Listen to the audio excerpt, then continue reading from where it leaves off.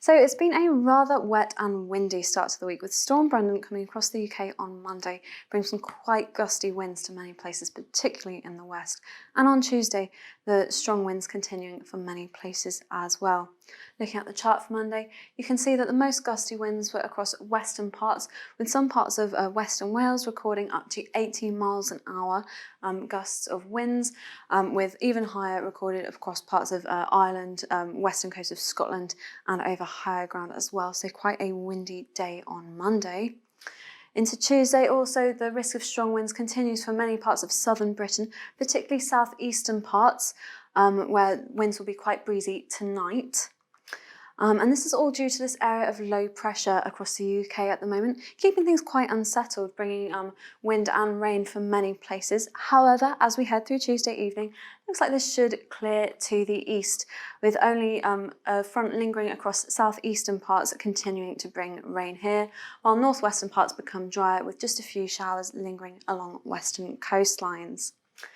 As we head into Wednesday morning, still that front lingering across southeastern parts, but as we head through the day, should clear to the east, leaving showery conditions across much of the country. Those showers most frequent along western coastlines, while eastern parts stay drier and brighter once that early rain has cleared, and a much less windy day as well, it's worth noting. As we head into Thursday, the next area of low pressure comes into play. This will bring through Thursday, bringing areas of wind and rain up, and then across eastwards, bringing rain to many parts of the country by the end of the day on Thursday. And again, quite gusty winds too, with many places across the UK looking at gusts inland of 40 to 50 miles an hour, and some sort of exposed coastal areas, some higher ground looking at gusts up to 60 miles per hour on Thursday. So one day to watch out for later on in the week. Now, as we head towards Friday, still got the influence of low pressure, bringing some spells of rain, some showers, but generally as we head through the day on Friday, things will become slightly drier and brighter for some eastern parts of the country, while a few showers, a few longer spells of rain continue in the west on Friday. And now into Saturday, again, still got a few showers, few spells of rain around at first, but as we head through the day on Saturday, things will generally become more settled, as we've got this area of high pressure ridging into the country from the southwest, bringing more settled conditions. So things will get drier and brighter through the day for many places, with many places staying dry, only a few showers, most likely in the northwest of the country on Saturday.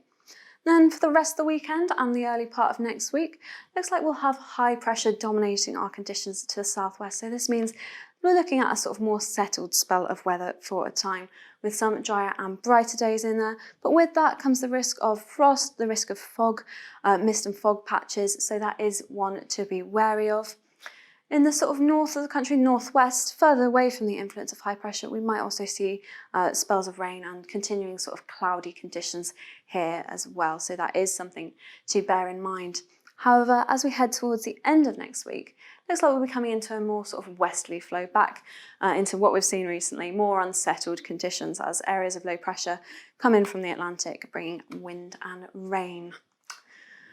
And now let's have a look at the mean wind speed ensemble table. So this shows the likelihood of strong winds. And as we can see at the start of the week, with these unsettled conditions that we've been seeing, quite a high likelihood of those stronger winds, particularly on Tuesday as those winds clear tonight, and on Thursday as well, with those windy conditions brought up by that area of low pressure. But as we head towards the weekend and high pressure ridges in, things become more settled, we're looking at a lower chance of those strong winds. And then once again, as the flow becomes more westerly towards the end of next week and frequent areas of low pressure begin to arrive from the west again, we're looking at some stronger winds once again, unfortunately. Now let's have a look at the monthly forecast. So this is nicely showing that area of high pressure that will be dominating our conditions for much of next week, and again across much of Europe as well, shown by those red colours indicating higher than average pressure, with only a few blue colours in the northeast and southwest indicating lower than average pressure. So a few spells of rain, some more unsettled conditions expected here, indicated by those areas of green showing wetter than average conditions, while much of Europe, particularly Central Europe, staying drier than average due to that influence of high pressure. And also the temperatures for week 2 looking much higher than average across northeastern Europe, as has been the case recently, with the relatively mild air coming in from the west, bringing much higher than average temperatures here. However, as we look into parts of Western Europe, we can see some of those blue colours indicating lower than average temperatures. That's really due to that area of high pressure that we'll have around, sort of blocking the relatively mild westerly flow, bringing that warmer air. So we can see a few cooler days here, but temperatures will pick up towards the end of the week. As we head into week 3, with that sort of more mobile westerly flow, we're looking at lower than average pressure across much of northern Europe, with only a few sort of southern parts clinging on to that area of high pressure, with sort of more settled conditions, drier conditions expected here, while conditions in the northern half of the continent will be closer to, sort of not wetter than average, with sort of frequent outbreaks of rain or showers expected here. And looking at the temperatures as well, back to higher than average temperatures across much of the continent, but particularly strong in sort of eastern parts of Europe due to that mild westerly flow, bringing in those relatively warm temperatures. As we head into week 4, there's some signals that high pressure will build once again across the continent, across sort of central parts, and that will again bring in those drier conditions, back to much of Europe, with only a few southern parts seeing wetter than average conditions due to the occasional influence of low pressure. And temperatures once again telling the same kind of story, remaining fairly mild for the time of year across much northeastern parts, with higher than average temperatures expected here, and pretty much the rest of the continent as well expecting slightly above average temperatures into week 4. So what does this mean for the UK? Well, it'll be wet and windy at first, with a few areas of low pressure bringing unsettled conditions to the UK. But as we head towards the weekend and the early part of next week, it will become more settled as that high pressure ridge is in. So again, bringing the risk of some frost patches and some mist and fog for places as well. So that is something to be wary of.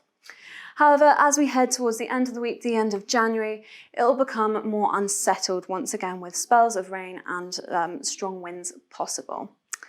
Across the UK, for most of the next month, temperatures will be generally above average, with slightly below average temperatures at times next week.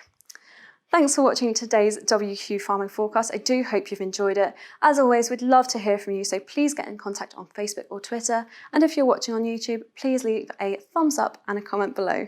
Thank you.